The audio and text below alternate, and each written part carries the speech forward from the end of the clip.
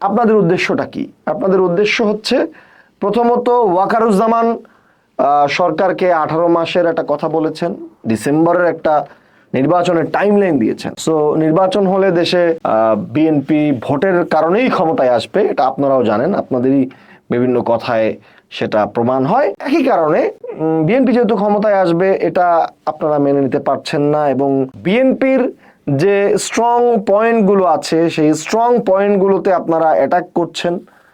বিএনপির সবচেয়ে ক্লিন ইমেজের একজন মানুষ মির্জা ফখরুল ইসলাম আলমগীর, তাকে অ্যাটাক করা হচ্ছে, তার নির্বাচন তাকে দিয়ে দেওয়া হচ্ছে বিভিন্নভাবে।